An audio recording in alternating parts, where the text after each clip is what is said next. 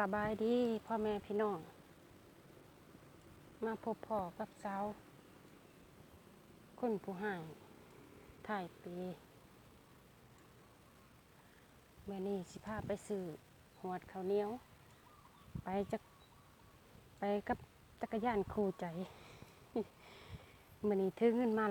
100มาเบิ่งว่าสิได้หยังแน่หรือว่าสิได้แต่หวดอย่างเดียวบ่เนาะไปเบิ่งกันบัดอยู่แถวนี้ก็มีไก่ได้มีไก่มีทุกอย่างมีหมากกระทอกระทินถือหมื่นมา100ฉันไม่อยากได้ลอตเตอรี่เนาะว่านี่เอาแล้วกันผ่านไปทางบ้านเด้อก่อนเบิ่งก่อนมาลุ้นกันว่าสิมีอยู่บ่หวดข้าวเหนียวเนาะถ้าบ่มีก็สิจักสิหนึ่งใส่แล้วคันบ่หนึ่งใส่ซึ่ง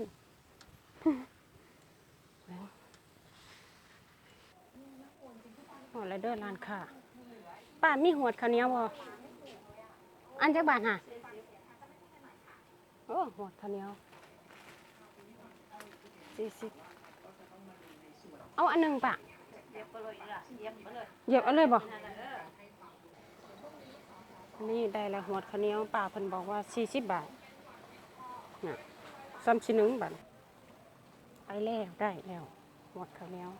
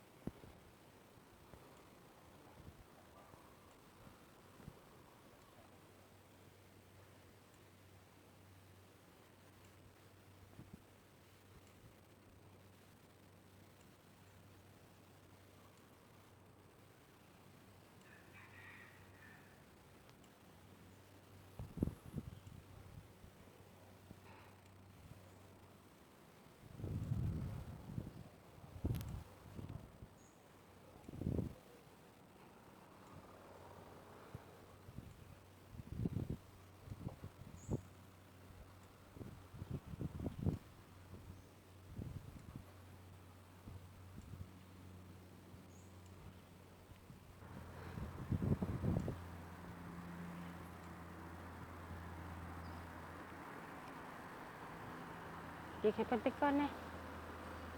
สิไป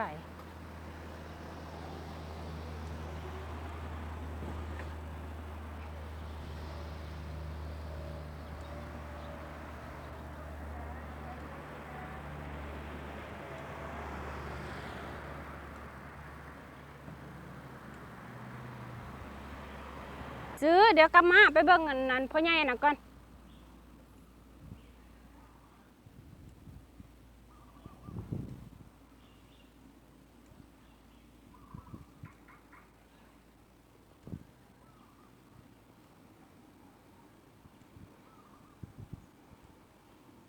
หัวเราขายบ่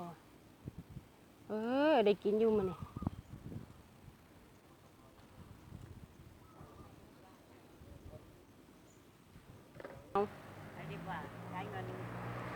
ใช้เบิ่งอันน่ะ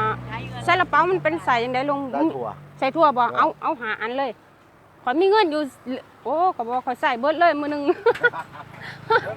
เอาที่บ้านใหม่ตรงนี้หมดเดี๋ยวกลับไปเอาที่บ้านกลับไปตะปูนแทน